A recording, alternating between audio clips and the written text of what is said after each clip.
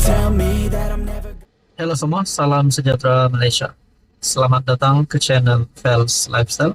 Terima kasih tuan-tuan dan puan dan terus setia bersama di dalam channel ini. Saudara-saudara, satu artikel daripada FMT yang terkini pada 30 Ogos 2024. Ini pasti satu Tita Sultan Selangor yang pasti mengejutkan ramai kepimpinan politik di Malaysia. Jangan toma fitnah institusi raja dalam isu politik Tita Sultan Selangor.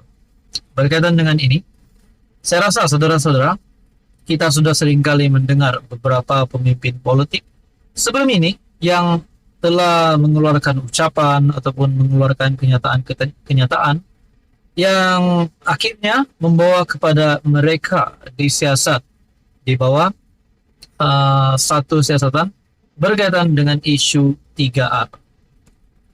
Artikel daripada FMT, Sultan Sharafuddin Idris Shah menasihatkan fikiran rakyat tidak diracuni dengan unsur negatif, terutama dalam isu 3R. Sultan Selangor menegaskan institusi raja tidak sepatutnya diheret dengan tomahan dan fitnah berkaitan isu politik. Sultan Sharafuddin Idris Shah menasihatkan pihak tertentu tidak meracun fikiran rakyat dengan unsur negatif, terutama isu 3R kaum agama raja dalam menegakkan pemerintahan berkonsepkan demokrasi, berparlimen, dan raja berperlembagaan. Institusi raja tidak sepatutnya diheret dengan tomahan dan fitnah yang berkaitan dengan isu-isu politik. Institusi raja adalah above politics, di atas politik. Oleh itu, sebarang bentuk teguran dan kritikan terhadap pemerintahan serta institusi raja seharusnya disuarakan melalui saluran betul dan dilaksanakan secara berhemat, titahnya sempena sambutan Hari Kebangsaan. Sultan Sharafuddin bertitah budaya negatif itu masih diamalkan sebahagian daripada pemimpin dan ahli politik di sebalik kekerapan Baginda memberi nasihat berhubung perkara terbabi. Beta tidak akan jemu untuk terus menasihati seluruh rakyat agar sentiasa memupuk semangat perpaduan yang tinggi di kalangan masyarakat.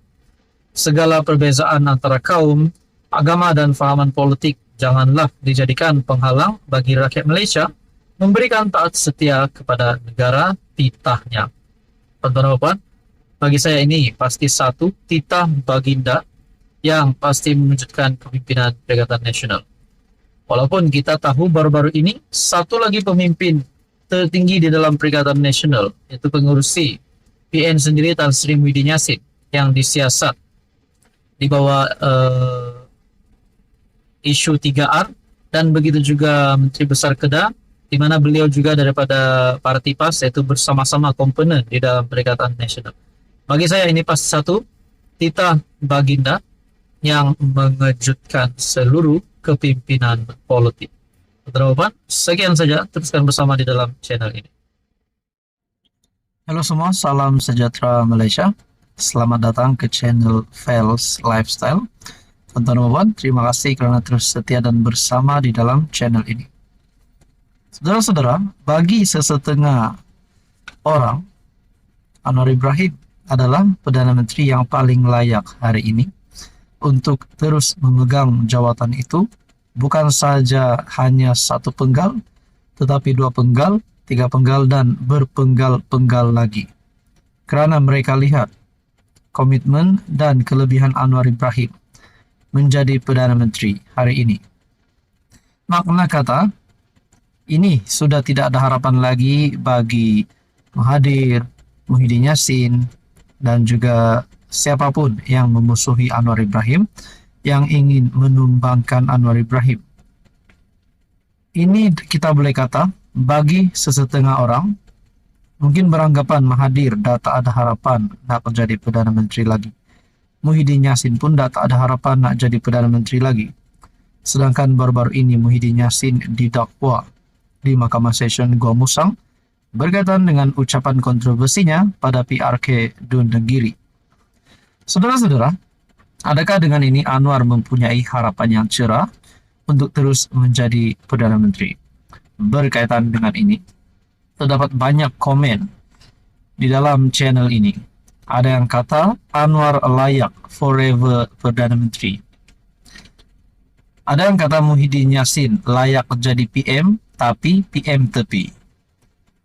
Ada juga berkata di sini, Tan Sri Muhyiddin Yassin sebenarnya dipilih rakyat untuk jadi Perdana Menteri karena ada 115 sokongan. Malangnya dia sudah ditipu. PMX sepatutnya kena resign. Berkaitan dengan komen ini aku nak sentuh sedikit. Adakah sebenarnya 115 SD yang diperoleh Muhyiddin selepas pilihan raya umum ke-15 itu sebenarnya memang ada, tapi kalau ada, kenapa bukan Muhyiddin Yassin yang dipilih jadi Perdana Menteri? Kenapa bukan Muhyiddin Yassin yang mengangkat sumpah menjadi Perdana Menteri? Maknanya, sudah pasti Anwar Ibrahim yang mendapat sokongan ataupun SD yang mencukupi. Saudara-saudara, titah yang di Pertuan Agong ke-16 pada ketika itu, selepas parlimen tergantung, di mana tidak ada parti yang mempunyai majority yang cukup.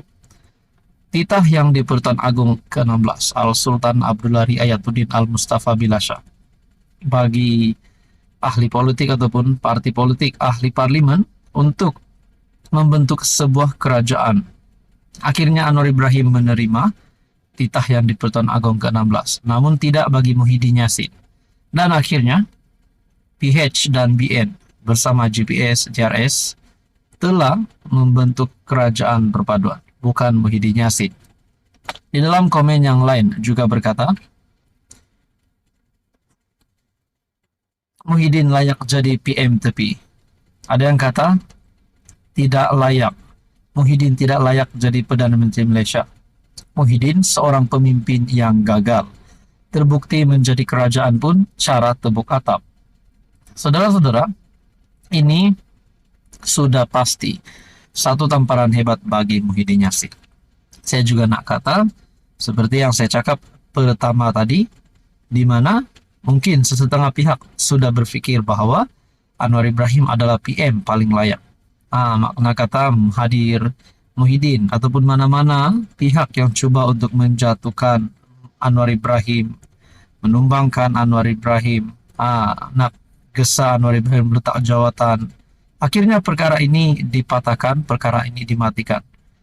Karena kita tahu di sudut positif, ramai yang mahu Anwar Ibrahim terus menjadi Perdana Menteri.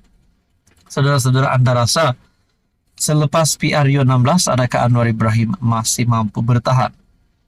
Adakah mungkin sehingga PRU 17, PRU 18, Kerajaan Pakatan Harapan akan terus menjadi kerajaan?